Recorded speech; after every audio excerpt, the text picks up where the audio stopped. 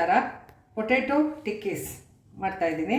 ಮಾಡುವ ವಿಧಾನವನ್ನು ತೋರಿಸ್ತಾ ಇದ್ದೀನಿ. ಇಲ್ಲ 5 ಪೊಟೆಟೊನ ಬಾಯ್ಲ್ ಮಾಡಿ ಇಟ್ಕೊಂಡಿದ್ದೀನಿ, ಸಿಪ್ಪೆ ತೆಗೆದು ಇಟ್ಕೊಂಡಿದ್ದೀನಿ.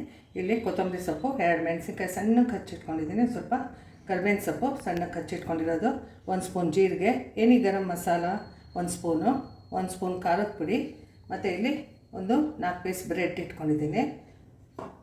ಇದು ಸಾಯಂಕಾಲ ಸ್ನ್ಯಾಕ್ಗೂ ತುಂಬ ಚೆನ್ನಾಗಿರುತ್ತೆ. ಇದು ಸ್ಮ್ಯಾಶ್ನ ಮಾಡಬೇಕು. ಹೀಗೆ ಪೊಟೆಟೋಸ್ನ ಹೀಗೆ ಸ್ಮ್ಯಾಶ್ ಮಾಡಿಬಿಡಿ. ಹೀಗೆ ಮೆತ್ತಗೆ ಎಲ್ಲ ಸ್ಮ್ಯಾಶ್ ಮಾಡಿಬಿಡಿ.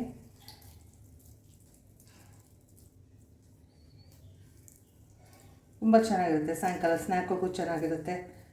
ಮಕ್ಕಳು ಸ್ಕೂಲಿಂದ ಬಂದಾಗ ಒಂದು ಸ್ವಲ್ಪ ಸಾಸ್ ಹಾಕಿ ಅವ್ರಿಗೆ ಕೊಡ್ಬೋದು. 2 ಸ್ಲೈಸ್ ಬ್ರೆಡ್ ಜೊತೆನೂ ಇದನ್ನು ಸೆಂಟ್ರಿಗೆ ಇಟ್ಕೊಂಡು ಆ ಥರನೂ ತಿನ್ಬೋದು. ಬಟ್ ಸಾಸ್ ಹಾಕ್ಕೊಂಡು ತಿನ್ನೋದು ತುಂಬ ಚೆನ್ನಾಗಿರುತ್ತೆ. ಈ ಥರ ಎಲ್ಲ ನೈಸಿಗೆ ಸ್ಮ್ಯಾಶ್ ಮಾಡ್ಕೊಂಬಿಡಿ.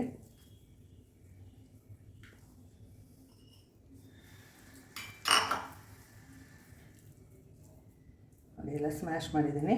ಈಗ ಮೇಲೆ ತಿಳಿಸಿರೋ ಹಾಗೆ 1 ಸ್ಪೂನ್ ಖಾರದ ಪುಡಿ, ಅದು ಏನಿ ಗರಂ ಮಸಾಲ ಹಾಕ್ತಾಯಿದ್ದೀನಿ, ಮತ್ತು ಕೊತ್ತಂಬರಿ ಸೊಪ್ಪು, ಜೀರಿಗೆ, ನಾನು ಹೇಳಿದ ಸಾಮಾನೆಲ್ಲ ಹಾಕಿದ್ದೀನಿ. ಮಕ್ಳಿಗೆ ಕೊಡುವಾಗ ಬೇಕಾದ್ರೆ ನೀವು ಹಸಿಮೆಣಸಿನ್ಕಾಯಿನ ಸ್ಕಿಪ್ ಮಾಡ್ಬೋದು. ಸೊ ಇದೆಲ್ಲ ಆದಮೇಲೆ ಬ್ರೆಡ್ನ ಏನು ಮಾಡಿ ಈ ಥರ ನೀರಲ್ಲಿ ಹೀಗೆ ನೆನೆಸ್ಬಿಟ್ಟು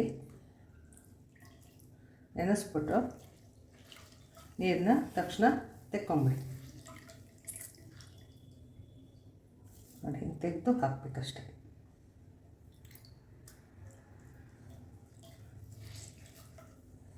ನೀರನ್ನ ತೆಗೆದುಬಿಟ್ಟು ಈ ಸೈಡ್ಸು ಏನೂ ತೆಕ್ಕೊಳ್ಳೋದು ಬೇಡ. ನೋಡಿ ಈ ಥರ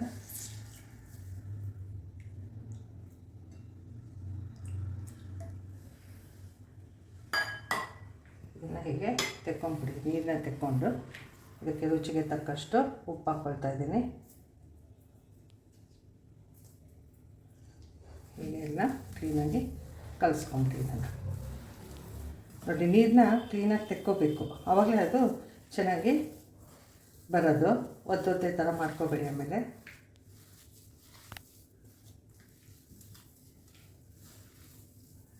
ಕೈಯಲ್ಲೇ ಕಲಸಿ, ಸ್ಪೂನಲ್ಲಿ ಸರಿ ಬರಲ್ಲ ಅಷ್ಟು.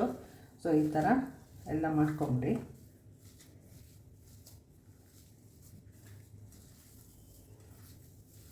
ಈ ಥರ ಗಟ್ಟಿಗೆ ಇರಬೇಕು.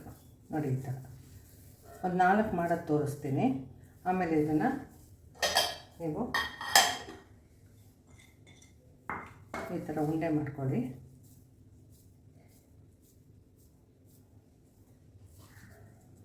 ಒಂದು 4 ತೋರಿಸ್ತೀನಿ. ತುಂಬ ಚೆನ್ನಾಗಿರುತ್ತೆ, ರುಚಿಯಾಗಿರುತ್ತೆ. ನೋಡಿ, ಈ ಥರ ಉಂಡೆ ಮಾಡ್ಕೊಂಬಿಡಿ.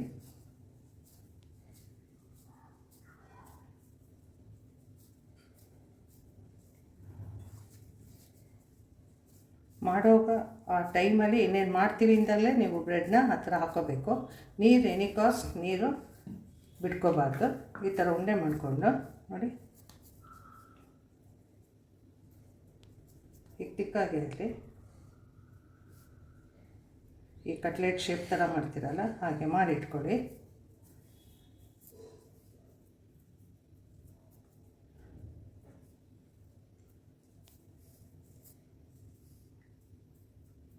ಈ ಥರ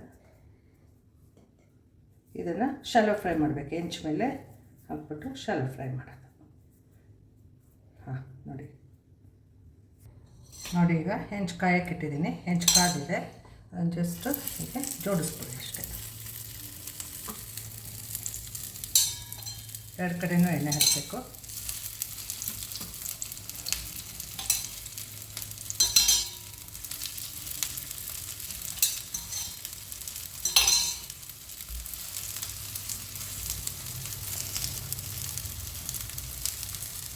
ಚೆನ್ನಾಗೀಗ ಕೆಂಪುಗೆ ರೋಸ್ಟ್ ಆಗಬೇಕು.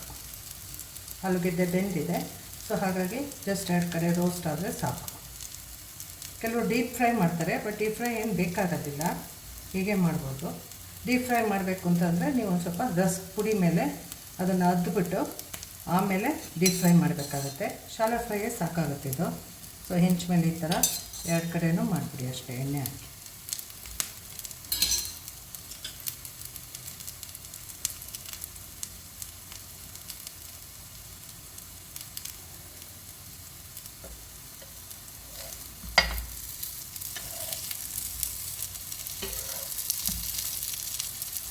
ಇನ್ನೂ ಸ್ವಲ್ಪ ಹಾಕಬೇಕು.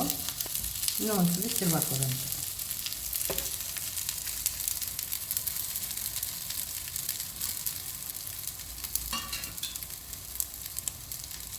ಹೀಗೇ ಇನ್ನೂ ಸ್ವಲ್ಪ 2 ನಿಮಿಷ ಆಗುತ್ತೆ. ಕ್ಲೀನಾಗಿ ಇನ್ನೂ ಒಂದ್ಸಲಿ ತಿರುವಾಕಿ 2 ಕಡೆಯೂ ಈ ಥರ ರೋಸ್ಟ್ ಆಗಿರಬೇಕು, ಗೋಲ್ಡನ್ ಬ್ರೌನ್ ಥರ.